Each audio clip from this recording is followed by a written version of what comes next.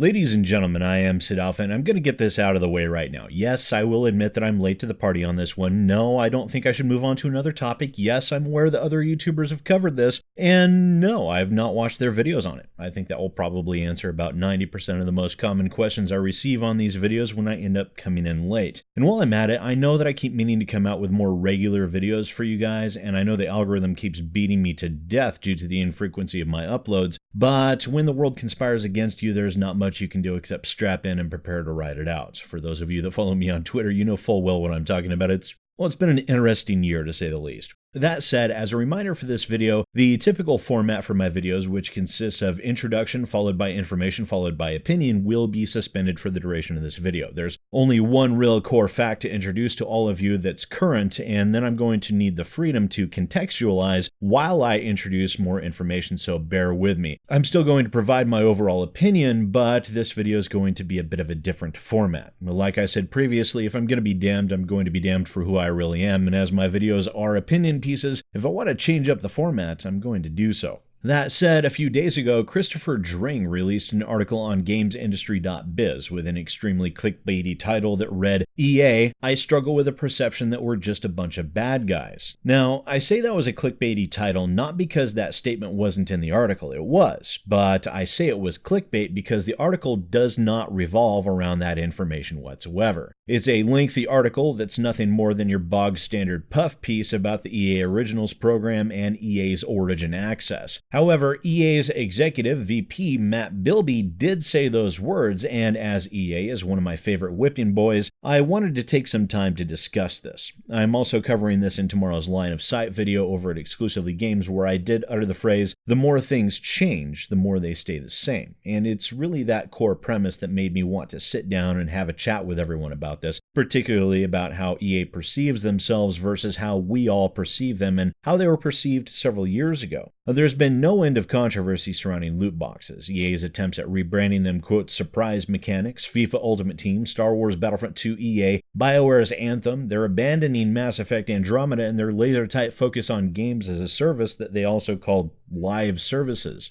Now, I'd like to take a trip backwards through time with everyone to 2013. I know 6 years might not seem like all that long ago for some, but for others, it could seem like an eternity. But I think it's important to remember what EA was like back then so we can determine where they are now and hopefully from that glean where they're going. And once upon a time, Consumerist.com would have their Worst Company in America contest, of which Electronic Arts won the Golden Poo not only once, but 2 years in a row, making them the only corporation to hold that dubious honor. Now, in that posting, Chris Moran wrote, following last year's surprise Worst Company in America victory by Electronic Arts, there was hope that the video game giant would get the message. Stop treating your customers like human piggy banks and don't put out so many incomplete and or broken games with the intent of getting your customers to pay extra for what they should have received in the first place. And yet, here we are again with EA becoming the first company to ever win a second Golden Poo from consumerist readers. Now, in that, there were 3 primary categories and then a summation. In the first category, there was provide a product people want and like, in which they outline how EA engages in shameless cash grabs in order to glom onto popularized names, citing Dragon Age 2 with its rushed and incomplete development and Mass Effect 3 with its now infamous choose your colored explosion ending alongside SimCity 5 and its always unwind requirements that it had when it was initially released. That was then, so what do we have now? Well, we have Mass Effect Andromeda, a game that was universally panned by gamers and critics alike and was so negatively received that instead of doing the right thing and working to fix the game's unending laundry list of severe issues, EA completely abandoned the game. Then we have Star Wars Battlefront and Battlefront 2 EA, both being subpar games overall with player numbers that drop so rapidly one could easily equate them to falling off of a cliff. In addition, Battlefront 2 EA was originally an extremely pay-to-win endeavor, focusing far more on its loot boxes than the game's story or gameplay.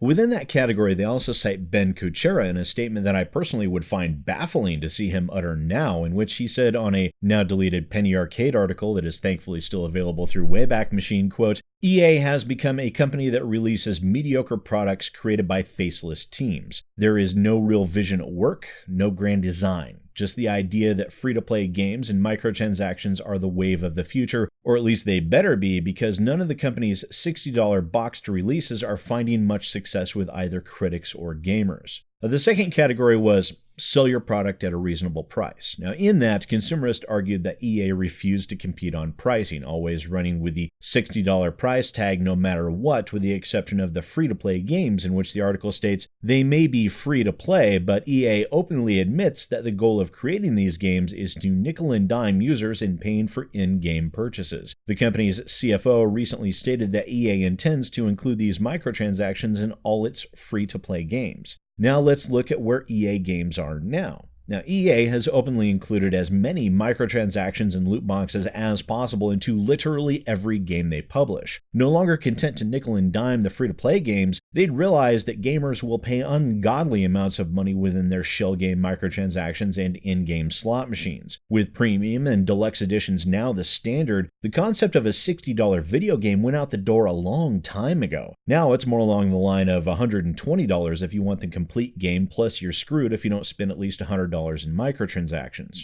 Then there was the third category, support the products you sell. Well, that concept of the EA is just laughable, especially when one thinks of Mass Effect Andromeda yet again, a game that they abandoned almost instantaneously. EA will only support a product that they are selling as long as enough loot box monetization can be gleaned from it. They say they will continue to support Anthem, but we're not seeing a whole lot coming from that, and even BioWare execs have gone all but radio silent in that regard. And then there was the sealing the deal category, in which the consumerist wrote in regards to Peter Moore's response to the Worst Company in America award. In his misguided, misinformed missive, Moore says things like, "We can do better," while at the same time attempting to put the blame for its WCIA success on a mysterious, unseen cabal of homophobic right-wing blog commenters and people who don't like whichever football players are on the cover of Madden NFL, which was in reference to the "We Can Do Better" post written by Peter Moore, which read as a very angrily defiant EA, refusing to admit any blame or fault over their company's actions. Where are we now, though? Well, we had EA developers openly mocking Battlefield V or 5 or whatever critics before their game became a commercial flop.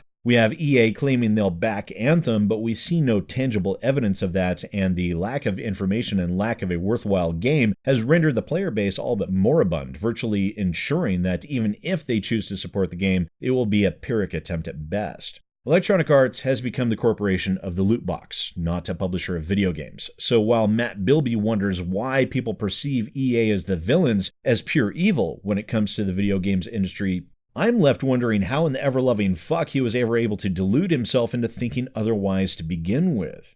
Electronic Arts has been traveling this road for a very long time now, and they are not inclined to change. So while with their EA originals, they have a PR stunt with indie game developers there's really no redeeming quality to Electronic Arts, period. So are they evil? Yes. Do they perceive themselves as evil? Not at all. They see themselves as merely conducting business, and the fact that they find themselves so utterly confused as to why people regard them this way is more telling than anything else that I could have said here. Well, once again, ladies and gentlemen, I am SidAlpha, and I'll see you next time.